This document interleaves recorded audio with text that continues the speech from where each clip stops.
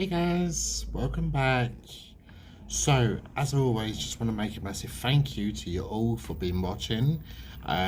Really good pushback and feedback on the cold cases so far. So, for this weekend, I'm going to be doing 2 cases. Going to be shorter ones than what we're used to. I do, obviously, as I said before, try and aim for the 45-minute mark, but I don't think these videos are going to be that, so that's why I wanted to do 2 cases for you. Again, it's just literally time constraints because I have gigs to go to tonight, which is why I'm wearing this outfit. So, with all that said and done, please like, share and subscribe. Really happy that subscriber count is still going up. I've still got a little bit of work to do to get the channel to where I want it, but with your guys' help, I really appreciate it. And obviously, I would never ask you guys for money, but a subscription, a share, and a like is free. It's not going to cost you anything. So, the first case we're going to be talking about today is that of a lady called Deborah Linsley. So this case is still ongoing and still other information that's coming out about this case all the time. So I'm really hoping that I understand obviously some of these cases, as I've always been saying for the past couple of weeks, some of these are over 30 years old, but it may help jog a memory that is locked in someone. So with all that said and done, let's get into the case of Deborah Linsley. So, Deborah, she was born as Deborah Ann Linsley in 20th of October 1961, and that was to her parents Arthur and Marguerite Linsley. And she was actually brought up in Bromley in Kent, which is not far from where I'm living now. And her father, growing up, he worked as an insurance broker. But at the time of her unfortunate death, he was retired. And Marguerite was a fraud investigator for the Department of Social Security, and she was a sister to her brother Gordon, and her and Gordon were said to have grown up in a close family relationship or sibling relationship. Obviously understandable, as siblings always do. They probably had their fallings out, but that's just part of growing up when you have siblings. I mean, me and my brother and sister, we fought like cat and dog when we were younger. But digress and get on with the story. So prior to 1988, Deborah, she had relocated to Edinburgh to work as a hotel manager, but she frequently come back to London to stay with her parents and also undertake management courses. At some point, she got an opportunity to meet a man who was running a really upmarket hotel in London, and she had the potential of moving back and running this particular hotel. And she was said to have had a really, like I said, close relationship with her brother up until this point, and she was even due to be a bridesmaid at his wedding. So he was due to get married in the April of 1988, and on the day before the events that we're going to be talking about, Deborah had actually spent time with her sister-in-law dress shopping and getting fitted for her bridesmaid's dress. So on the morning of the 23rd of March 1988, Deborah was due for a course in London, like I said. So Gordon, he ended up giving her a lift to the Pettswood train station, and this was to board the 2:15 train. And this was due to arrive at Victoria at 10 to 3 in the afternoon. And this train was said to have been a multiple unit with compartment stock, some carriages being fully open, so the ones that we see today. So these obviously have seats on either side and a gangway walking down the middle. and others had unconnected with full width compartments. So these could only seat around 12 people, and these carriages had either like doors on either side, but no connecting doors to the other carriages. The best way I can sort of describe these particular train carriages, I'm going to try and put some pictures in. If you guys are familiar with the Harry Potter films, so Hogwarts Express, very similar to that. So Deborah had boarded the latter of the carriages, as it was actually one of the very few carriages at that particular time. Obviously, I'm talking about late 1980s. This particular carriage, it permitted smoking, and the train arrived at Victoria as it was due. So at 10 to 3, the train arrives, and the porter, Ron Lacey, he did his customary checks. So he's walking up and down the length of the train, just making sure that nothing had been left behind. People were off the train as they were supposed to be. The train was ready for other people to get on. And this is when he gets into Deborah's carriage, looks into the compartment that she's sitting in, and he unfortunately comes across Deborah's body. So Deborah, sadly, she had been stabbed 11 times, and this was with wounds to her face, to her neck, shoulders, and really deep wounds in her chest area. And one of these stabs had pierced her heart. And it was shown that Deborah had attempted to fight back, as she actually had defensive wounds in her hands. And the carriage and the seats were saturated in blood, and when this blood was tested, it was shown that not all of it was Deborah's blood. So it was evident to the forensic investigators that whoever had done this had injured themselves in the attack. A spokesman from Scotland Yard said that due to the defensive injuries, he believed that Deborah had been the victim of a sex attack, but the police, they were unable to find any evidence to back this up. And at the time of the events, so British Rail had been in the process of phasing out the particular carriages that Deborah was sitting in. And this was just basically due to similar incidents that had happened in the past, of people being attacked because they would potentially be sitting in these carriages alone. And within the week of the murder, it was announced that the number used off-peak journeys, these would be reduced. The coaches without corridors, they were then painted with a bright red strip going down the middle of them.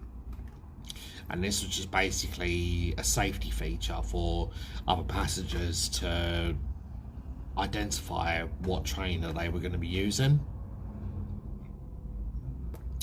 So the Met Police senior investigating officer, he was a man called Guy Mills. He was a superintendent. He said that the crime was really savage and brutal.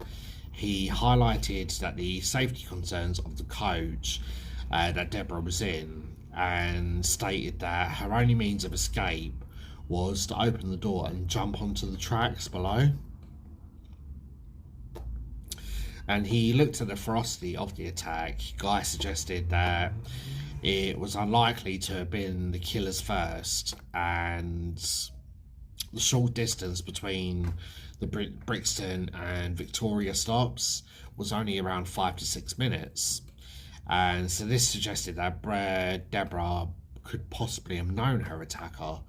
As we all know, as avid viewers of true crime, we are all aware that 9 times out of 10, the killer is always someone who is a close relationship with the victim. Very rarely they'll be a complete stranger. So although there was around around 70 passengers boarding the train by the time it got to Victoria. The only witness who appeared to have noticed anything was a French au pair. For those of you who are not aware of what a French au pair is, what an au pair is, that is basically someone who comes over from another country and they end up working in the cleaning industry for rich people to clean their houses, not for like obviously big multi-million pound companies. They usually just work independent. So this lady, her name was Helene Juteline. I don't know if I'm pronouncing that right. I do apologise if I'm not. So she was 18 at the time, and she reported screams soon after the train had departed Brixton. And among the 70 people that were on the train, they were tracked down. 60 of them got eliminated right away, so they heard nothing. They were in different areas of the train. But as of 2024, so obviously this year, I'm recording this in April 2024, the other 10 people that were on the train, they still remain unaccounted for. So Helene, she come forward about hearing screams, and she went on to give more details about that day. And Helene said that she was in the compartment alone next to Deborah's. She said that just after leaving Brixton, she heard the screams, and she said that they were piercing. She described them as piercing. She said that they lasted for around 2 minutes, and she believed they were coming from a woman who was being raped. So when she was asked why she didn't raise the alarm, Helene said that she had been too scared and she didn't know basically what to do. And other statements at the time led police to look into identifying a man or other men described as short, stocky. He was seen jumping the gate from the onto the train at the Victoria station. Another man, or possibly the same man, he was seen leaving a compartment of the train at Pengeast and then eventually getting back onto the train. Another witness said a scruffy looking man with dirty blonde hair. He alighted from Pengeast, and police, they actually released an artist's impression of this particular statement. And then a man who was seen staring at women and boarding the train at Orpington station, he was described. The weapon that was used, or the knife that was used to stab Deborah, this wasn't left in the carriage, so obviously the person who done this had taken it with them to either take back home or to dispose of it elsewhere. So, but looking at the wounds, they ascertained that the blade was between 7 and 8 inches, and described that the blade would have been a really, really heavy blade. And as soon as the investigation, it gained around 1,200 statements with over 650 individuals. And all of those eventually, all these individuals, they were ruled out fairly early on. So an appeal, this was put out onto Crime Watch UK on the 14th of April 1988, and we all know of those of a certain age. I'm not too sure if Crime Watch still airs. If anyone can highlight down below if it does. I don't own a TV anymore, so yeah, I'm not too sure if Crime Watch still airs or not. But for those of you who are not aware of what Crime Watch was, it was a reconstruction program which spoke about cases that were fairly recently happening, and it done reconstructions of the day's events. Obviously, there's only certain bits that they can show, but it was done to obviously help jog any memories of any potential witnesses. So at the inquest held on the 16th of November 1988, the death was ruled as unlawful killing, and Helene, she was actually heavily criticised for her actions. Among others who said that they didn't hear any sort of commotion, they didn't investigate. Helene was criticised for hearing the commotion and not raising an alarm. So obviously we all know that trains have the cord and the lever, and you pull that and it sends help basically, or you bang on the driver's door, and they could put out a call out. Helene didn't do nothing. She just basically freaked out.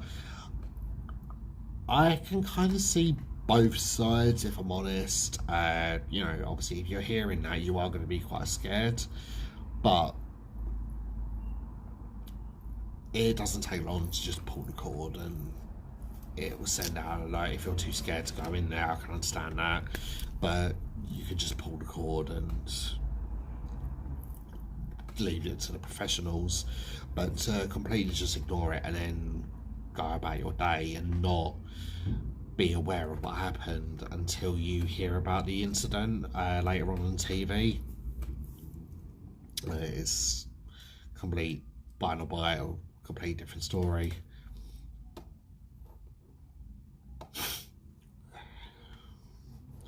So in response to Deborah's death, British Rail, they basically instructed all of their staff, all of the porters on the trains, to be more vigilant, and they were to patrol the trains more frequent than usual,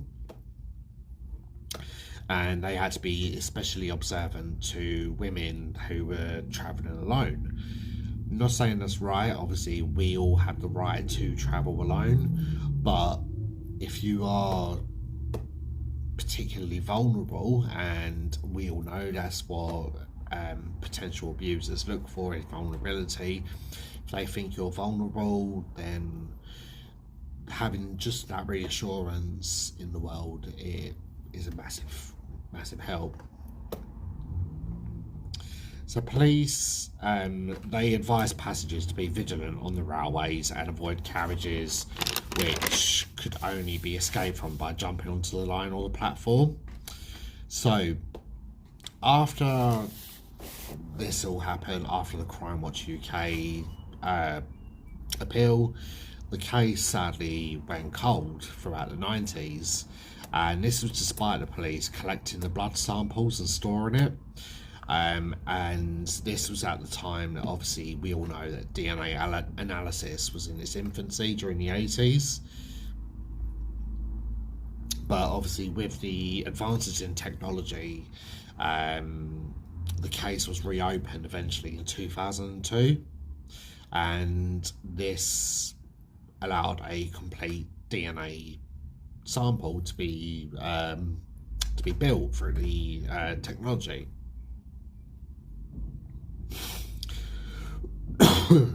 So with all this new analysis, with the new findings in the DNA, the case was spoken about on Tonight with Trevor McDonald, and this aired on the 12th of September 2002. So this program worked with the Met's Cold Case Revision team, and this particular section, this was formed 2 years earlier in the year 2000. And an extensive publicity campaign then followed this and was held at Victoria Station, and this featured a peak time television crime scene reenactment, so very similar to what Crime Watch do.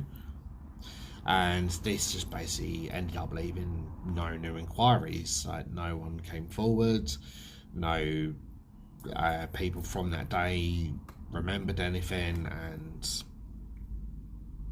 it eventually led to the case sadly going cold again. By 2013, the killer was no closer to being identified, and this was despite the DNA profile still being held on file. And the leading officer said that it was puzzling that it had not been matched to anyone in the DNA database, despite the belief that this person was a repeat offender. And this basically ended up with a £20,000 reward. This led to that being set up to lead to any information, which led to the arrest and conviction of this person. And new investigation looked at steps taken in the previous investigations, and they retraced all of the 70 passengers from that day. Only 50 of those were able to be relocated.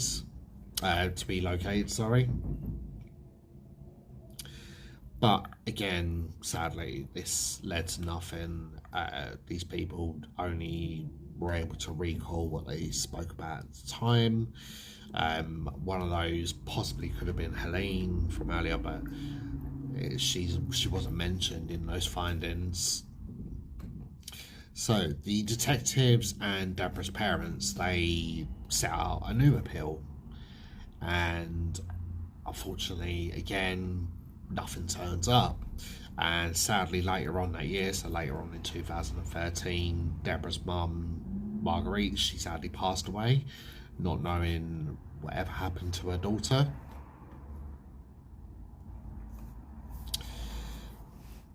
So they said that during the appeal that the killer would not just be injured and bloodied, but they would likely to have behaved really oddly towards their friends and family. And this obviously would have been a noticeable change in their behaviour.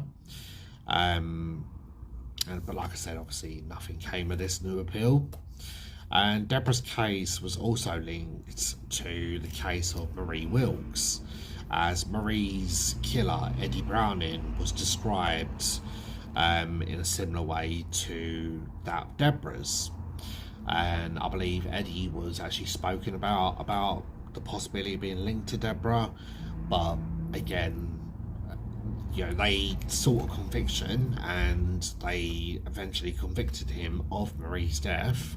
I am going to look into that case and cover that in a future video, but they couldn't make any other possible links towards Eddie being Deborah's killer. So again, sadly, the case has gone cold. As of 2024, it still remains unsolved, sadly. So that is the end of today's video. I do apologise, it's only 25 minutes long. That was majority of the information that I could find out about this case. I promise obviously you guys that I'll be doing cold cases for the next few weeks, just while I'm researching other bigger cases, just to obviously give you guys the content that I want to deliver. But I still thought it was important to talk about these cases. So I am going to be logging off. I really appreciate you guys for watching. Please like, share and subscribe. If you guys have any suggestions for me, please leave a comment. I always read the comments. I always give them a like. And I really enjoy reading the comments. So please feel free. It's always 100% appreciated. I will be back later on in the weekend for another video, but until then, please guys, stay safe, and I'll see you all very, very soon. Take care.